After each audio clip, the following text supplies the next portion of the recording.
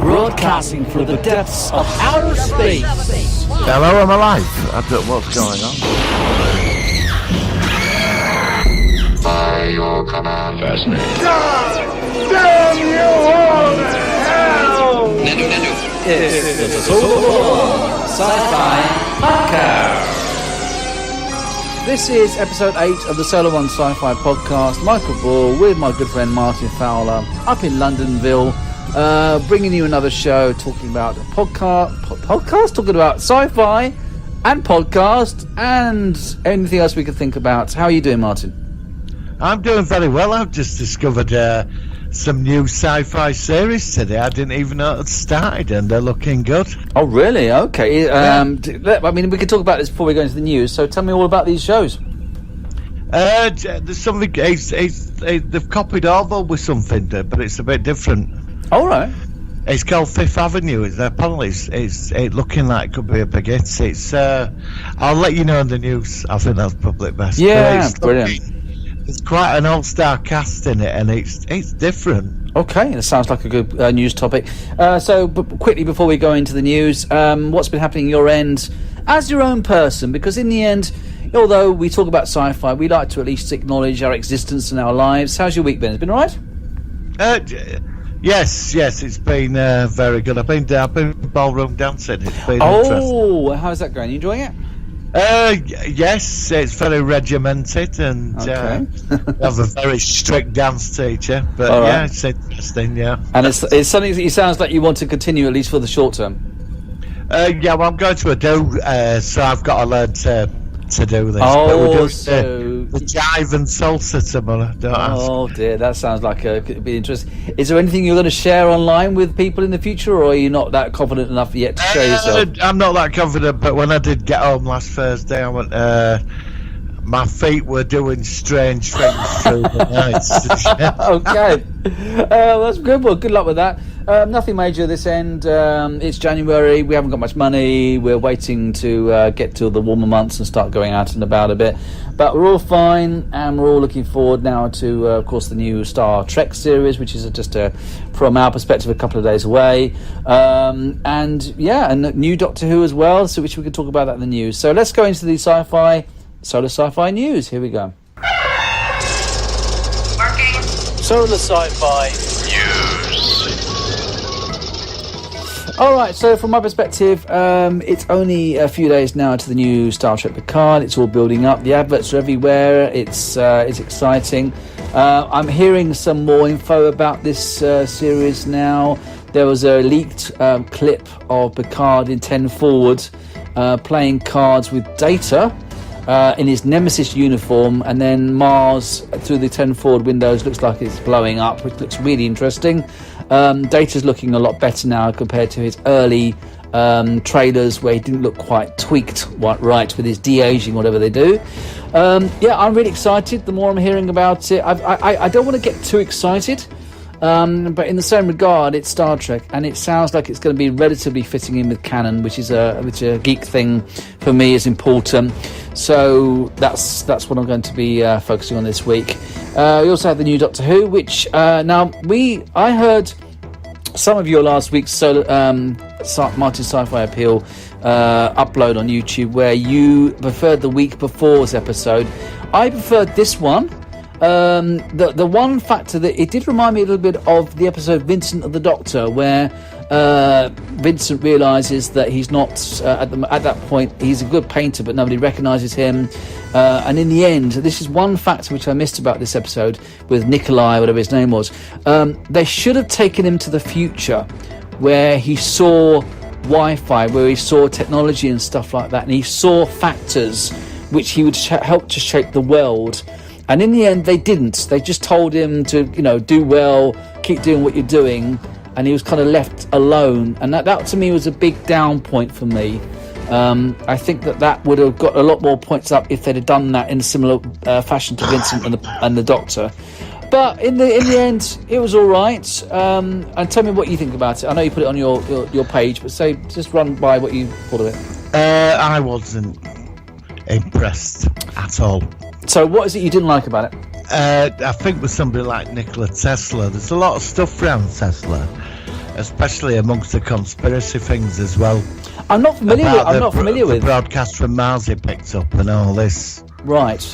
So I mean, I'm not. Are you familiar with him as a historical person? Well, it's if you're into like the old. There's a lot of untruths around him. Right.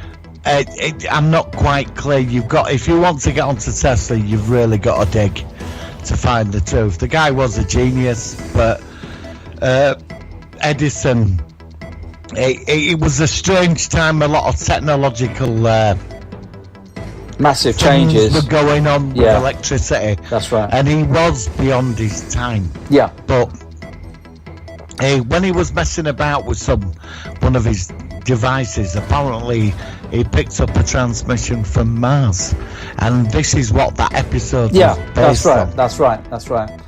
But you think it could have been done in a better way, or the story just didn't grip you, or what? I just think with a character like Tesla, because Tesla's been used a lot in science fiction, and especially amongst the UFO community and the conspiracies and all, he's one of them characters, and I just think they missed out on they could have done something amazing with this episode. They had the right characters in. I mean, they even got Edison down as this greedy corporate type. Yeah.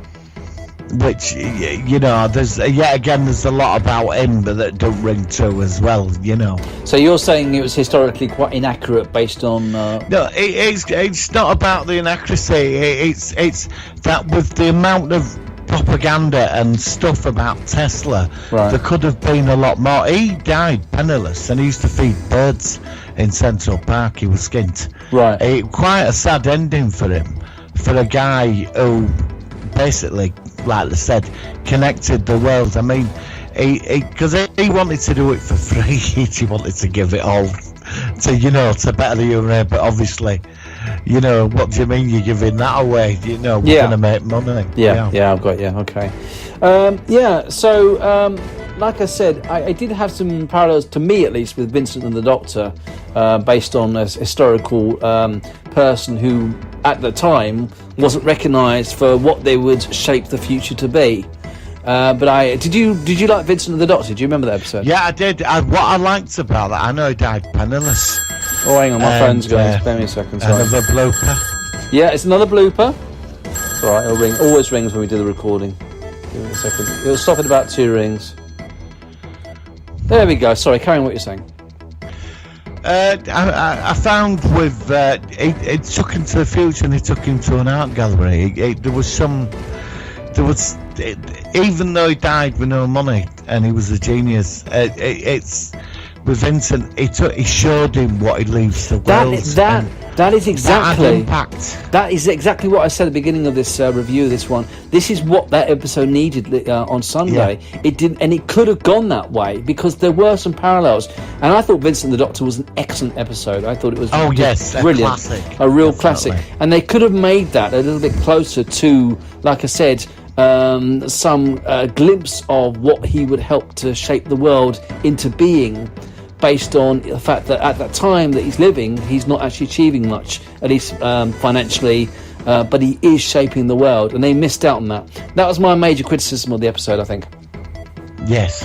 But there we go, another episode done. Next week it's back with the Jadoon Baba, the Soul Ball.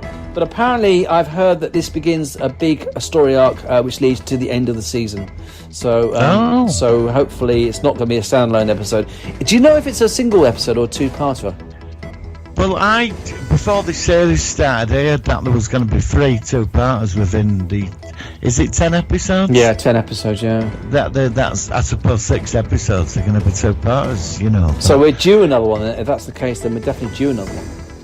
Yeah, so I show me, and like you said, if the Gallifreyan story arc's starting next week. Yeah. I mean, are they going to build on it? I was going to say, there was a brand new trailer released for the second half of the season. Have you seen it yet? No. No. I'm trying to see. It had very brief glimpses. It had something, I think we saw very, very brief glimpses, but it did look like there was some sort of arc of some sort which is going to follow the second half of the season. Whether that's very big arc, or whether it's more of a just kind of loose link, which you don't know. Like I said, the previous seasons, we've had some really major story arcs, even back to season 1 or series 1 of with the Bad Wolf, which was really good, and then Silence Will Fall, all the other ones. But last year there was nothing apart from the Timeless Child, which reference, and that was just a reference. That's been linked to this season, which is a good thing. But so far, we don't know how it's going to go. I think the Master will be back soon, though. That'll be interesting. I like the Master. And I'm just hoping that they never resolved the Dalek Time Lord hybrid, did they? No. They never really got to do it. It was just left. Yeah, but that often happens in Doctor Who, doesn't it? And that's a problem. So let's be optimistic. Okay, it's been a couple of episodes. The one that before last week's, the something 55, Orphan 55, whatever it was called, that has been panned by a lot of people. You are more in favour of it, fair enough. That's the individual preference. But who knows? Let's just look forward to next week's. And like I said, just this, I thought the Nikola Tesla thing was a great angle. I really did. And I was impressed with the trailer the week before. Right. But the aliens were just so cheesy. Even CGI, when they were all stood outside Force Field, it were comical. Yeah. And I thought, with them aliens, and there was just no effort put into them aliens. They reminded me of the Sycorax. They reminded me of the actress. She was the one who played Rani on the Sarah Jane Adventures. She was back as the lead bad Monster of the Week character, the leader. I can't remember her name.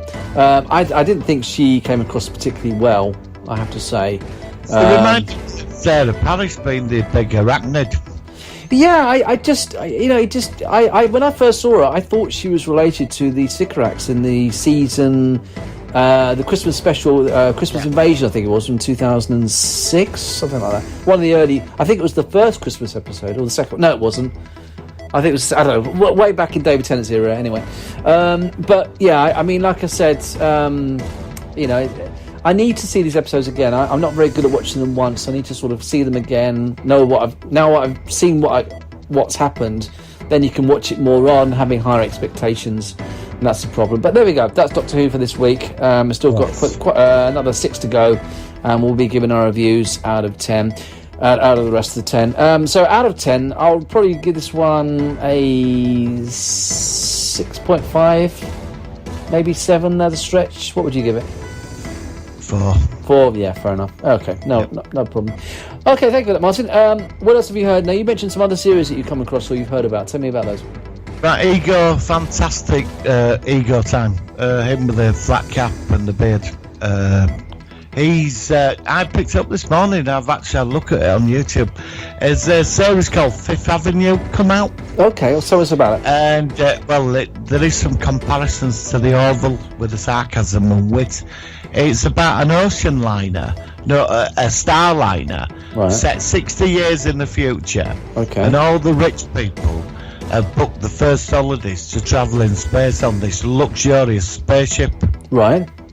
And it's an 8-week tour. There's 5,000 people on this cruise ship in space. Yeah. And it gets lost. They end up 3 years off course, and they don't tell the people on the ship. And Hugh Laurie is the commander of it. Oh, wow. And they've got a massive cast, and the owner of the line, he's not in reality at all. He's based on like a Richard Branson who's lost the plot tag. Oh, it sounds good already. Yeah. So have they made it? What have they made? Is it released? Is it coming up? What is it? I think it's already started. I think it's had its premiere already. I'm going to start looking. It's called Fifth Avenue. I'm just going into the Internet Movie Database right as we speak to see about it. It sounds right up my street, quite frankly. Apparently, the set, I've seen clips of it. The sets look stunning. HBO spent a fortune on it. It's because of the Orville. But the Sarka is so funny, but they get lost in deep space. It's set in 2064, I think. So 40 years from now. Is it like a Netflix series? Is it an Amazon series? What is it based on? It's done by HBO. That's all he said. I don't know what. I think it's HBO. That's all I know. I'm gonna have to start digging. And it's called Fifth Avenue, right? It's called Fifth Avenue. It's The not ship's called. It's not coming off Internet Movie Database, which is weird. Let me look up Hugh Laurie, because if he's in it, it should link. Maybe the name's slightly different or something. I will take a look from my side. Let's have a look. Hugh Laurie. I'm interested. This sounds really good.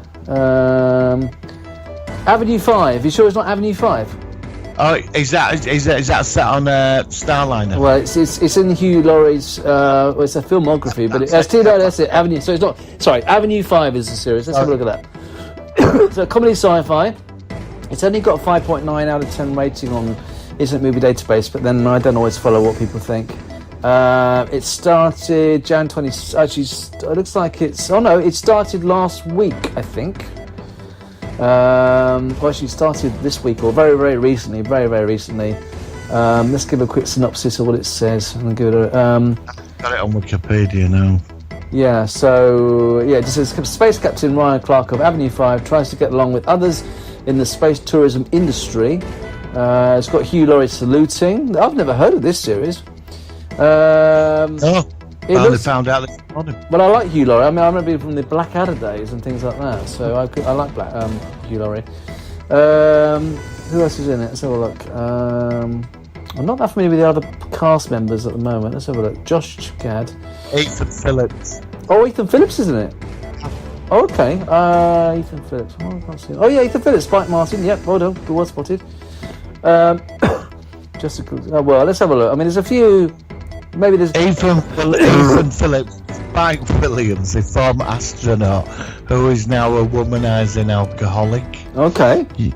Laurie is Ryan Clark, the captain of Avenue 5. Josh Gad, Herman Judd, who's based on Richard Branson, billionaire owner of Avenue 5. Zach Woods, head of customer relations. He's meant to be a right creepy type of character. Right. Rebecca Fronters, Karen Kelly, passenger.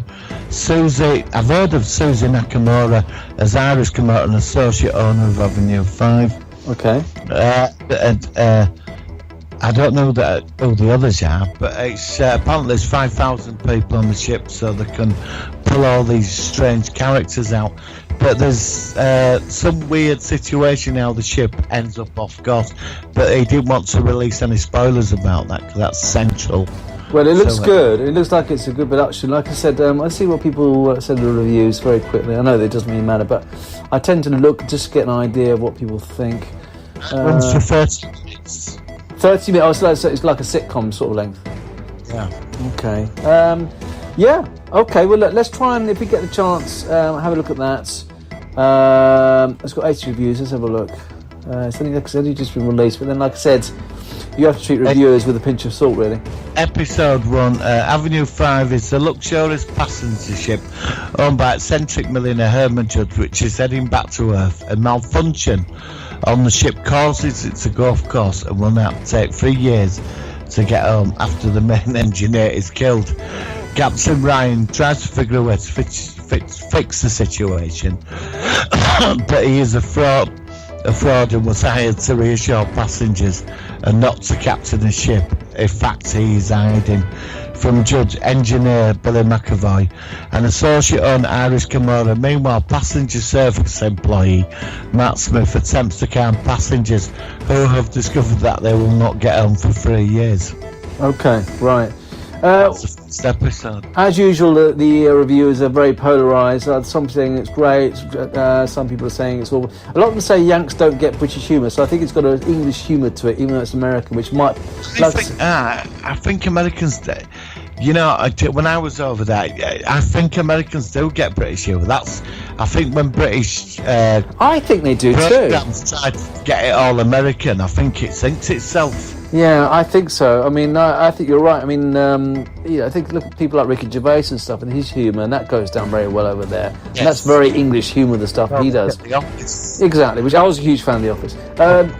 So yeah, okay. Well, like I said, it's you shouldn't really look at the reviewers, but it seems to be either it has a lot going for it, and the next one says bad beyond belief, and that's somebody put. Some people said off to a good start. Some people said good fun, bubblegum for the brain stuff. But yeah, I'll try and give that a go. And if we get the chance, maybe we can have a review of episode 1 next week if we get the chance of seeing it. Thanks, Martin. That is brilliant. Excellent. Anything else? Now, the big one is 2 days' time. I know. So how do you feel? Looking forward to it? Obviously, I've been watching some reviews. I mean, people have been panning it and nobody's seen it yet. I looked at on Twitter on the reviews with the premiere. There's one in LA and one in London last week, and a lot of people came out saying, "Wow, this is great" and everything. Again, it goes back to this previous series. Is that Avenue 5? You can't. You got to just watch it for yourself, and it's about your own individual preferences. You know, I mean, if you start listening to people like reviewers and they're all saying it's this and that, then there'd be no point watching anything. You experience it for yourself. If it's rubbish, then say it's rubbish. But that's from your point of view. Yeah, I agree. I don't going by film reviewers because half of them get it wrong. Yeah, so I think we should just go for it. So, like I said, we might not agree with it. You might love it, I might loathe it, or vice versa. But it doesn't matter. Guinan's coming back in season 2. They've already marked off season 2, and there's another 3 Star Trek series on the way. Is Guinan coming back? I didn't know Guinan was coming back. Is she coming? Oh, Whoopi Goldberg. It's all over Facebook about an hour ago. Oh, well, I've not checked since I've got home. Oh, but that's cool. Although, of course, that'd be interesting because, of course, Whoopi Goldberg would have aged. And she's an El-Aurian, and El-Aurians aren't supposed to age. Well, they are, but very, very slowly. So. Well, they'll just CGI. It's like what they do to Arnie in every Terminator movie. Oh, I saw it. I saw last week. I finally saw Terminator Dark Fate. I liked it. Look, to be honest, I liked it. I thought it was quite good. But I just wish they'd do something new with it. The problem is with it, and it is another review, but that is what we talk about. The Terminator new film, it completely wiped out all the efforts of the first 2 Terminator films. Yes. And that was the major factor, because the whole point was at the end of Terminator 2, you see the road ahead, and they said now that the future is unpredictable, we go ahead hoping for a better future. And then, of course, now we find out that literally a very short time after, John Connor, sorry, spoilers everybody, if you haven't seen this, we see John Connor get shot and killed. And they did a very good recreation. They de-aged Linda Hamilton and Arnie, obviously, and even Edward Furlong was de-aged, which I thought was quite good. And of course, then it was no longer Skynet. Skynet was destroyed, but something took its place, which was called Legion. Yes. And they sent a Rev 5 or whatever the type of Terminator that they sent. Do you know, Skynet is meant to be the ultimate apex of AI technology. Yeah. It sends hundreds of Terminators back. I mean, hundreds of them, right? Well, yeah. And it cancelled its own existence. But then it gets taken over. And the thing is, it's a bit and then something else took over. It's a bit of a mess because, of course, in the first film, it said nobody. The Skynet was destroyed. Nobody else comes through. It's just him and me. And then, of course, Terminator 2. The Terminators, they sent 2 Terminators back in time, so they already changed that. And now they sent 3. And then you think of Sarah Connor, the Sarah Connor Chronicles, where they sent a different Terminator practically every week, even a T-1000. It's got very messed up. So I think really Terminator's a film where you've got to just think, oh, what the hell, it's just, it's a Terminator. If you look at it too much, it really is a bit of a mess. Oh, Terminator's a total mess. What they should have done, I think Salvation, I'm a big fan of Salvation. I like Salvation as well. I think it's very good. Should have gone on from there. And it was open for another one as well. I thought Salvation was a very interesting departure. You saw the future. That's what you it was the future, and it was actually based on what happened. And it followed the events of Terminator 3, which of course then Judgment Day was a bit later, but it still happened. And then how they could have finished it in the final trilogy of the Terminator movies, that when they storm Skynet, the central command, and destroy it, that it sends that Terminator through, then it completes the circle. Yeah. The whole thing. Exactly. They don't want to finish it because they want to make money. Yeah, but I honestly, although I think it actually ended on a good note, I really do think this is it now for the Terminator films. I can't see it coming back at least for a long time, and then it'll be different actors. But I just think they've just thrown so many different consequences and alternate timelines and everything that they can't do anything more with it. I don't know what else they can do with it. I'm a big fan of Sarah Connor Chronicles. I'm just watching it now. I'm just watching. I have seen it before, but I did like it. Unfortunately, it ended on a cliffhanger, and then it got cancelled. But it was good. It was good. So. Again, it was a potential series which could have gone on for a lot longer with some really interesting factors and things, and difference in timelines and all sorts of things. But it was a good series. I liked it. There is some V news as well. Oh, go for it. Yeah. Ooh, yes. You've got lots of news today, haven't we, Blimey? Well, there's a guy called Johnny Back. He sort of researches some really weird stuff out there, like science fiction. You check out his channel. It's called the Johnny Back Collective. I'll send you a link. Thank you. And he covers like just a bit off the grid, but apparently, he did a big V review. But it's I watched one of his videos. That is it Kenneth Marshall? Kenneth Johnson, isn't it? Kenneth Johnson. Well, apparently he's now in partnership with Desilu Studios. Oh yeah. To bring the original trilogy back, but updated. Ooh. To go, but he wants to tell the full story he had planned all along. So is it a remake or a continuation? No, I think it's going to be a remake, but set today. Now. With a movie budget for free films, apparently. Oh, because they've obviously remade it already once, and I didn't mind the remake, but I preferred the original. I think it's the one, instead of, you see, like the 80s one was so awesome. I know. They were here to eat us and do whatever, and we fought back, and that's about survival. That's why people liked it.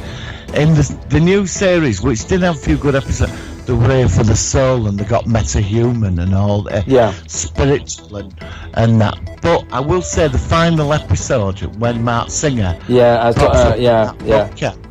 were all ready for them. They'd been waiting for them for over 20 years. They knew about them. Yeah. And I love that. And I think season 3 might have been a game changer, but it never happened. I would like a sequel to the 80s series, where the 80s series had happened and it was humanity now in 2020, and because it was left open when the series got cancelled, and just what had happened over the last 30 years or 20, you know what I mean? When they pulled out Red Dust, 30, 40 years on, they would have left a lot of their technology on the planet, which would have been, there was a lot of ways you could have took V. Well, we reverse engineered. There was that mothership that got left behind. But that reminds me of the Independence Day, because that also had the sequel, which had a similar premise, where it was 20, 30 years later, and they had a mothership on ground. They were learning to. There is a parallel between. There's also been a parallel between V and Independence Day. But sorry, carry on what you're going to say. What you think was going to happen in V? Well, apparently it's going to be like it's the full. He actually had a full story for it, right? But he walked out of a television series because it took so many shortcuts and it was just ridiculous, right? And he walked away from it, But he apparently had quite an interesting career. He directed that robot 5 Live. I'm Alive. What they call it? I hated that film. Robot, Johnny 5 or something. You don't remember that? I can't remember. It's Short Circuit? No, was it Short Circuit?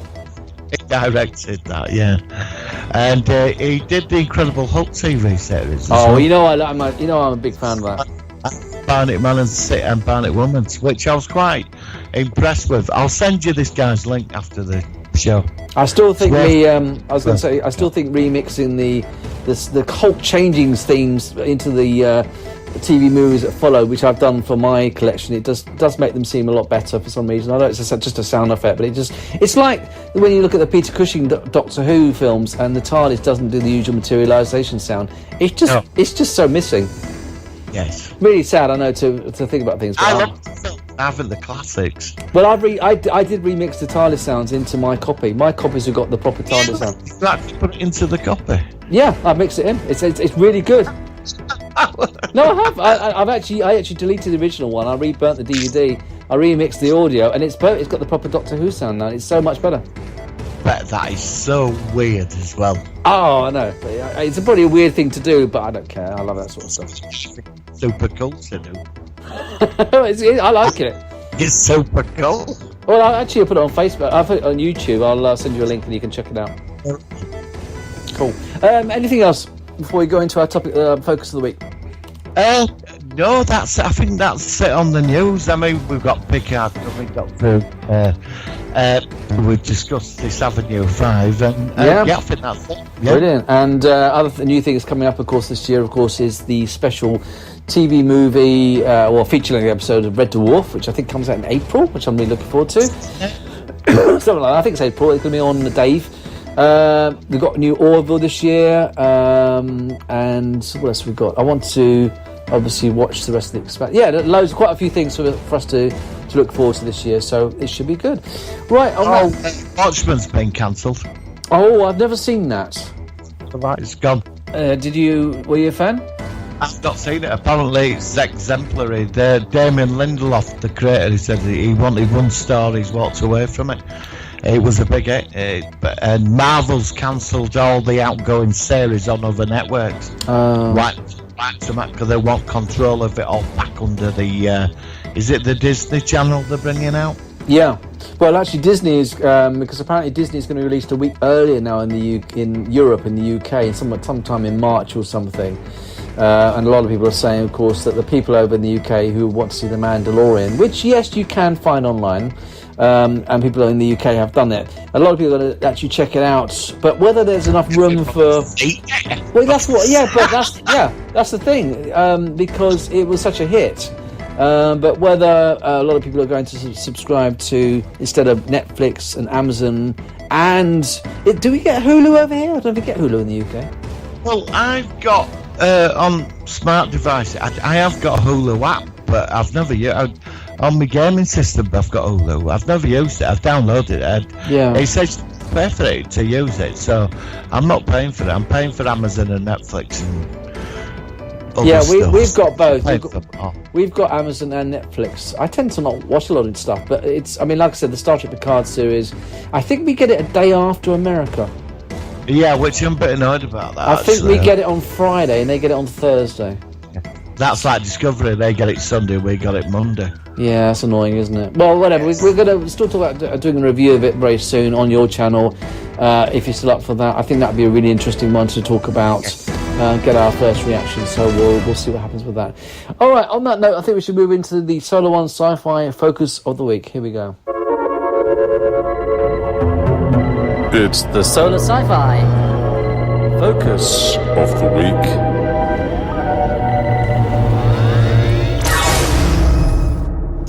Alright, so this week, a film I wanted to focus on. I have recently seen the remake, but this week, because I'm a person who wants to get the most out of this podcast, I decided to give a rewatch to the 1960 film Village of the Damned. If you're not aware of it, it's a British film, and it's the synopsis basically is: in the English village of Bidwich, the blonde-haired, glowing-eyed children of uncertain paternity prove to have frightening powers. Unfortunately, that's a very brief review, but it's a very good film which stars George Sanders, Barbara Shelley, and Michael Gwynn, and it's very creepy because watching it this week, it starts off very, very suddenly. Literally the opening titles, and then suddenly people are collapsing, animals are falling to the ground, and then you start to realise that something really weird is going on. Okay, so tell me what you think about it to start off. What, Village of the Damned? Village of the Damned. I think it's one of the best British films ever made. Really? Yeah. Okay, so tell me how you first saw it, initial impressions. Is it something that you just liked from the first time you saw it, or the more you've seen it, the more it's gone up in your estimation? I saw it, I think I was about 7. I remember on BBC, they used to show, on a Wednesday night, they used to show about 7 o'clock, because I remember Star Trek were on 6 o'clock. 6 o'clock. Yeah, and then they chose science fiction film from the 50s, like The Day the Earth Stood Still or War of the Worlds, and it came on and it terrified me. Yeah. terrified me. Absolutely, I was scared. I was clinging to my mother, and the parents thought it was funny. But it were them little kids, and they were so malevolent, horrible little monsters. A lot of Yeah.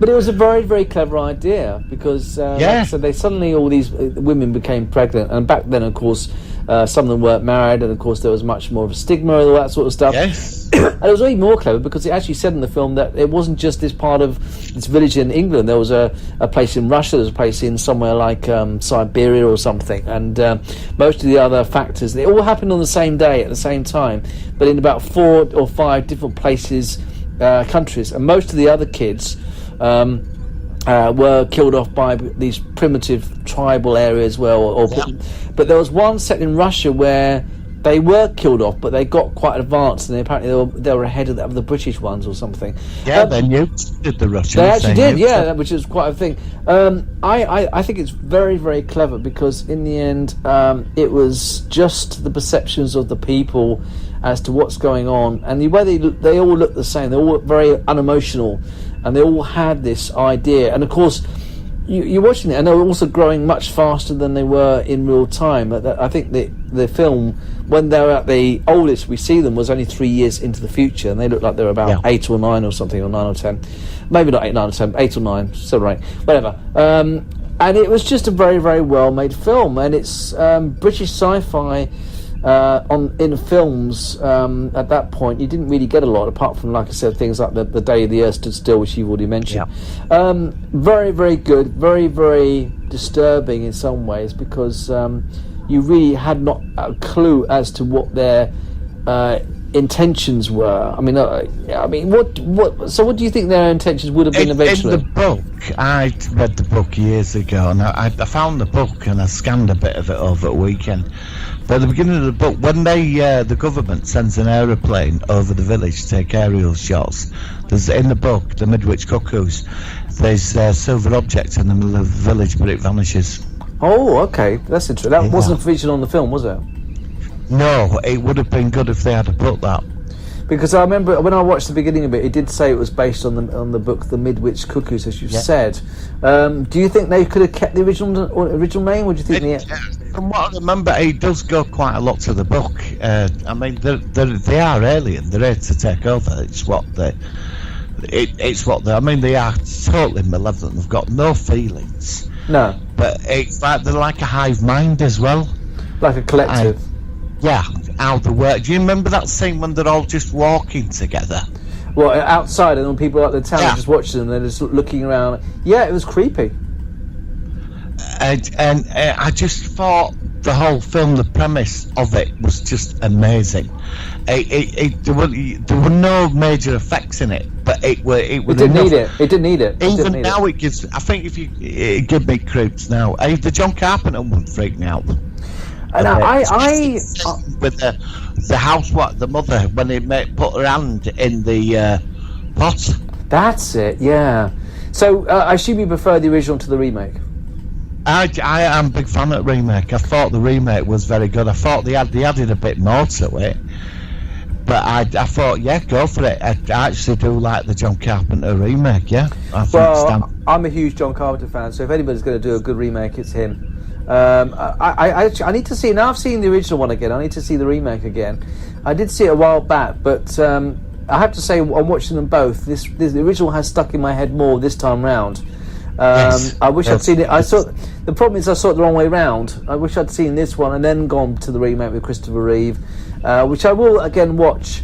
But I thought it was very good, well acted. I like the scene where they realise something really weird's going on in the village. This is at the beginning when everybody's collapsed, and then the plane goes over to see what's going on, but then it gets a bit too low, and then of course the pilot falls unconscious, and then the plane gets destroyed. And so, like I said, it had factors to do with Mars as well. Mars? Didn't it have some connection to do with Mars as well? Or was that no? I don't think so. No, it didn't. No. You're right. I'm thinking about something else. No, it didn't. But it did have an interesting idea of the fact that parents and adults are going to be quite very protective towards what they think is their children. and I think that's one factor that made it interesting, because in the end, the mothers are still biologically. Well, they are the mother, yeah. So they're going to want to protect their children, even though that they're not quite as they should be.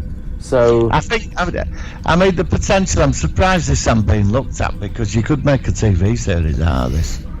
Yeah, I mean, I don't know. I suppose it could work. I'm trying to think about how they could do it in the time scale. Dark. It'd be a very dark series, and I think you could set it where they get to their full agenda. Yeah, I mean, they could disappear into society, or people, it's like the FBI's looking for them. There's a lot you could do with this. Yeah, but I'm just trying to think. I thought that I've obviously mentioned Mars, and that can't be right. But didn't we have some reference as to where they came from? I thought it was somewhere. The John Carpenter one. There is they give it because they give it. Kirstie Alley's that scientist. Yeah. They've got a lab, and there's one of the fetuses that were unborn. It's like got the shape of something not quite human. Ah, yeah. She said John Carpenter a film, and she said this is what they look like. I need to see that one again, because, like I said, it would be good to sort of get the perspective of a more recent production, and obviously it's an American production. Yes. Tell me about the sequel, The Children of the Damned. Oh, I knew you'd bring that up. I don't know. It's worth a watch. Right. But is it a sequel? I mean, I don't know. It's cheap. It's nasty, and it's like the scientist. There is sort of a mention of what happened, but it's like every government has one of these children. Right. In Russia and China, but they all look like of where they come from. Oh, okay. Like, so you get a kid from India. There's one kid from India. Oh, he's Indian, and then you get a kid who's from another country who's of that country, and I'm thinking, well, how's this a sequel to original when they were all like blue eyes and blonde hair? Yeah. And all these hyper intelligent kids, and they all end up going to a church, and they do explain a bit more that there is basically to replace us, from what I can remember of it, and there is a bit of a resolution with it, because when the government surrounds it with troops, they're going to blow them up. When they attack it, they create this device that kills loads of people. Right. And they agreed to go back to embassy from this church, because they come to a conclusion that they cannot exist with us.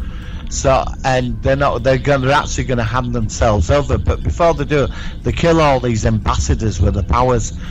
But they end up blowing up the building. Something happens. I think it's so stupid that a screwdriver falls off a ladder and hits some bombers and blows them all up, and that's it. And it's terrible. It is absolute. It was covered. He did a double. Alex Cox, he did both films on BBC. Oh, he did both. Okay. And that's when I saw the sequel. I never knew there was a sequel to it a couple of years, like the original one, and it's awful, but it's worth a look. Was it made by the same people who did the original one? I don't know. I think it were like today, just because something's weird and it makes a bit of money. They thought, we can do this for half at price, alter the story a bit, and and sort of do something with it. Yeah. Whereas like the modern one, which I really did like the remake with the mother, and she takes the little boy. He's a bit different because they're all paired up, and he doesn't have a partner. Right. So they look down on him, but he's like the mother's. He develops this relationship with the mother. She takes him away at the end, and I found that could have made a great. You got something there with a sequel, but in the original one, the Children of the Damned, it is terrible. It is just they made it to make money quick. It were like, let's get this filmed in about 3 months and shove it out there. Chuck it out there, yeah. It's for the 50s. So I mean, I don't know. It's worth a look. There is potential in there with the story, but it wasn't very well executed, is what you're saying. No. Okay, yeah. Well, like I said, it's certainly interesting to sort of have these different ideas about how to pursue a story, like, as you say, the Midwich Cuckoos. But yeah, I think it was definitely one I have always remembered. I know you knew about the sequel, so I think you told me about it the other week, which is when we decided to do this podcast. Good story. Well, the writer, the writer, is it John Wyndham who wrote it? Yeah, John Wyndham. Yeah, who did Day of the Triffids as well. Yeah. Yeah. Well, he did start writing the sequel to it, but he died. So there is some drafts of the sequel that do exist. Oh, that's interesting. I didn't know I that. don't know where he would have took it, but he did start writing a sequel to it. Well, another series we've got to talk about in a future episode, of course, is the Day of the Triffids. Maybe all the different versions. We could talk about the 81 version, the 2009, I think it was one, and the original 60s one. But yeah, but we've got to give that a mention. But again, it goes back to how we said our modern adaptations of sci-fi on BBC, i.e. The War of the Worlds and the Day of the Triffids, are absolute pants. So there we go. Yeah, they are. Never mind, but that was a good film, and certainly one to talk about, and thank you for sharing that. The BBC remade Quatermass, the original, didn't they? It was terrible. I've not seen that. It's worth a lot. They spent a lot of money on it. The one with the vegetable creature on the scaffolding, you know, the astronaut comes back and he's changing. Yeah. So they redid that one. Oh, when did they do that? Oh, it must have been in early 2000s. They remade it. Because do you remember that there was that series called some Andromeda, A for Andromeda? Oh, I know vaguely. This wasn't that bad. It was at that time they were like remaking one-offs. Right. Showing them is it on BBC 3 or BBC 4? They were trying to, but it never took off. The same people did the Day of the Triffids remakes from them. Terrible. It was, but it might be worth digging this out and taking it. It could be on YouTube. Yeah, it could be. I mean, I did like the Survivors remake, but then that's a proper whole series, wasn't it? Which I thought was good. But like I said, I'm not a big fan of the BBC anymore. They can't make comedy anymore, and it's just. I think we should get rid of it or make it a subscription-only based thing. But we've talked about this before. I mean, all I say now is just get rid of it. I just haven't got any time for BBC. No, I'm not. I'm really done with BBC. I used to be a big fan of it, but I'm in recent years. I just think the whole thing should just be, if people want it, they should pay for it with a subscription. I mean, they should, that'd be fine with me. I think eventually will happen. Sooner or later, I think people are going to just get sick of it. I don't have a license anymore. I've stopped paying for it. Do you know what? I don't blame you. I mean, we do, but I don't particularly want to. But I the thing is, why should you pay for something if you don't watch anything on there? I took the aerial connection out, and I actually got a TV a few years. I phoned them up, to be honest, and I said, "Look, I'm not watching TV." And I phoned them up, and they were all nice down the phone. 3 months later, this guy turned up at the door, and he said, "You've got to let me in." So I thought, well, I'm not doing no wrong. I could have been, So I let him in, and he checked, and he said, "Okay." He said, "Won't bother you again." And he said to me, "Do you watch anything live?" Just as he was on his way out from the door, and I said to him, "Look, mate, I know what you're trying to do." Yeah. No, I said, I don't watch it. I said, because I'm paying for pillocks like you. I said, I'm not doing it. And he tried to pull a fast one, and I did phone him and complain about that. I don't blame you. So after that was 10 years. I'm not paying for it at all. I've got no aerial connection. I do not watch it. No, I don't blame you. And I think a lot of people feel the same way. It's just a shame that you've been forced to sort of feel like that based on your own experiences. Anyway, there we go. Right, shall we change subject and go into your Predator versus this week?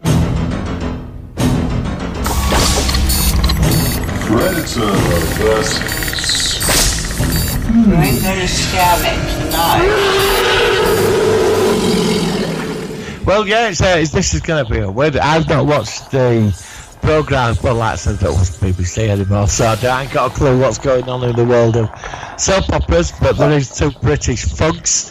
Which, with bald heads, went round and did a lot of stuff. This week it's Predator versus the Mitchell brothers from EastEnders. Oh dear. So I've not watched EastEnders going back to the BBC Factor for probably about 15 years. I used to be a big fan. EastEnders, yeah. I used to watch it. I remember the very first episode is something like 1987 or something like that. The early years, based on, of course, lifestyles are different back then. I was quite an EastEnders fan. I thought it was very well made. But like everything, it's tired, it's done to death, it's been on for so long, and I haven't got time to sit there watching soap operas. But I do remember the Mitchell brothers, and they were the infamous sort of thuggy kind of. They worked in the Queen Vic at some point, and they often were involved with dodgy deals and things like this. And they were the two hard men of this respective soap opera. So, yes, well, there is statistics. I mean, Grant was Ross Kemper. Grant Mitchell was in the Paras, so he does have military experience. And he fought in the yeah. Okay, so that's an interesting bit of trivia. Yeah. So there is thing there, but Phil, well, he drinks a lot and beats people up and just has affairs. But he is he's always trying to rule the square.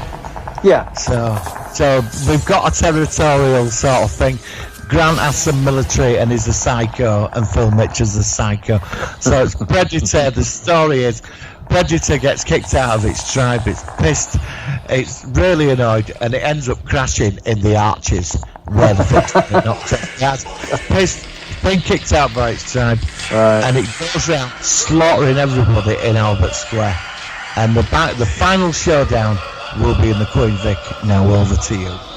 Okay, so in the Queen Vic, is it when Peggy was still around, or is it sort of? What's the time scale? So Peggy's still there. Early 90s. Early 90s. Okay. Yeah. So who else we have back in the 90s? We probably have. Dirty Den. No, he might have been gone by then. No, he come back from dead. All right, so that's right. He's come back from the dead, and he's back from dead as well. You've got Doc Cotton, Nick Cotton as well. He gets back. Yeah. Okay. And so the Predator Machella's walking around, and he spots the Mitchell brothers as a valid target for destruction. You're getting that infrared scene where it's stalking and you see the silhouette, and you can hear the weird sort of sound of them talking, and it's all distorted and stuff. So they would have for defence. What would they have? They would have baseball bats. Would they have any guns? Well, they are gangsterish, aren't they? So they might have a rifle or something. A little shitty pistol. All right, so obviously it's 2 against 1. Or a sawn-off shotgun. Yeah, okay. So obviously Phil Mitchell is running at him, is punching him in the guts. The Predator's trying to sort of aim his laser gun sets at his chest to blow him up. And then Grant jumps in and then pushes him to the floor. And then one of them gets the rifle, aims it at his head. And then, of course, he jumps up. Yeah, I'm trying to think of the scenario. So they're fighting, but of course, like I said, it's 2 against 1. But they've only got sort of basic human weapons. Are they? There's a cup full of alcohol, which could be turned into a Molotov cocktail. Oh, that's true. They could throw a bottle of whiskey and sort of set it alight and stuff. And all right. So they got that. Yeah, they got that. In Albert Square, all the heads are stuck on pikes in the pub. Oh, I know what happens. They're having a fight, and then Doc Cotton comes in, and she's smoking a fag, and then the Predator gets covered in a bottle of whiskey, and then she throws the fag, and the Predator blows up. Oh, that's that was sneaky. That was sneaky. Doc Cotton saves the day. Yeah, she flicks it. Well, there's a big punch-up going on with them too. Yeah. But they all die. The Queen Vic explodes. But Dot survives. Dot survives, and everybody else is killed. Yeah. She goes out, and Nasty Dick comes in. Oh, hello, Ma. And then he he sees a free bottle of whiskey. He grabs it and he sort of pulls Dot out because he's got the bottle of whiskey, and she survives. And the Mitchell brothers are killed, and so is the Predator. Well, I don't know. I think Pauline Fowler might have had a chat. Oh my God, this is the weirdest one yet. Okay. So one then, Predator or the Mitch? Unfortunately, it's not the Mitchell brothers who wins. It's Doc Cotton. Yeah, because she flicked a cigarette through a window, not Yeah. noticing what was going on, and that. It reminds me of that episode of Doctor Who. They did a Children Need special where the Doctor ends up on Albert Square in something like Dimensions in Time or something, and it was pretty bad. But I've got some parallels with that. Yeah, well done, Dot Cotton. If you don't know Dot Cotton, if you're listening to this, she says, "Oh my neck," and she's been on the show for about 500 years. Actually, she appeared in an episode of Doctor Who actually for trivia back in the 70s. So June Brown, I think her name is. Yeah. And she was in. I can't remember the episode, but she was in some sort of historic reference episode. I think it was a Tom Baker, but I might be wrong. I can't remember. There you go. Dot Cotton is the winner this week of Predator versus the Mitchell Brothers. Well done, Dot. Right then, Paul Mitchell. Brilliant. On that note, is there anything else you want to talk about tonight? No, I think that's it. I think we're all revved up for the Picard series on Friday. You know. Yeah, excellent. So what we'll be doing is hopefully we'll be doing some sort of live stream on Marty's channel. Also, we'll give a big discussion next week on the actual first episode. Do you want to make it the focus of the week of being Star Trek Picard, or do you? I'd like to do a live show of it in about 2 episodes in, so we get what's going on. So shall we do something different like next week, and then when we've got a bit more substantial info to talk about, because there's been at least 2 or 3 episodes. Yes, we'll do that's that. what I'm saying. Then we'll do a live show then. All right. I think next we'll week get to work out the arc and where it could go. And what do you want to do for a focus for next week? Any ideas? Let's go with the TV series next week. Anything that you suddenly think, oh, let's make that the focus. We've done V, haven't we? We've done that. What about? Oh, do you want to do Stargate SG-1? It's a big one. Oh, bugger, he's gone. Okay. He's gone. Right.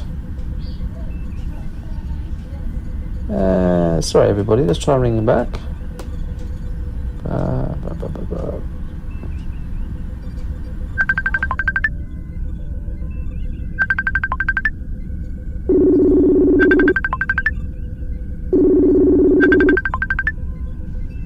hello, can you hear me now? All right. So, sorry, we had a technical issue there. I think next week we may do Stargate SG-1 if you're up for that. Oh, definitely, yes. That would be a really good. All of it, yeah. Yeah, that'd be definitely. a good episode, which I'll have a big chat about that. So we'll do that, and then, like I said, we'll briefly mention Picard next week, but I think in 2 or 3 weeks' time we'll do a proper focused episode of that. So thank you, Martin, for that. Sorry we had some technical issues at the end of the show. We're going to leave with The Firm with a great song from the 1980s, which I remember very clearly, and even got the extended remix, and that is Star Trekking by The Firm. Thank you, Martin. Live long and prosper, and we'll catch you next week. Yes. All right. All the best. Laters. Star trekking across the universe. On the Starship Enterprise under Captain Kirk. Star trekking across the universe. Slowly going forward 'cause we can't find reverse.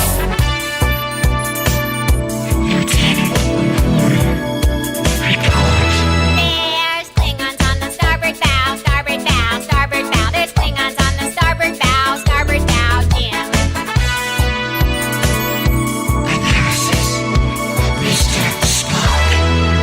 It's life, Jim, but not as we know it, not as we know it, not as we know it. It's life, Jim, but not as we know it, not as we know it, Captain. There's Klingons on the starboard bow, starboard bow, starboard bow. There's Klingons on the starboard bow, Jim.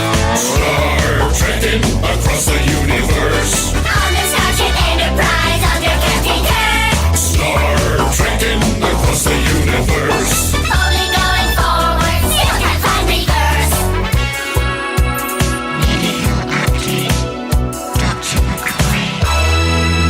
It's worse than that, he's dead, Jim. Dead, Jim. Dead, Jim. It's worse than that, he's dead, Jim. Dead, Jim. Dead. It's life, Jim, but not as we know it, not as we know it, not as we know it. It's life, Jim, but not as we know it, not as we know it, Captain. There's Klingons on the starboard bow, starboard bow, starboard bow. There's Klingons on the starboard bow, Jim.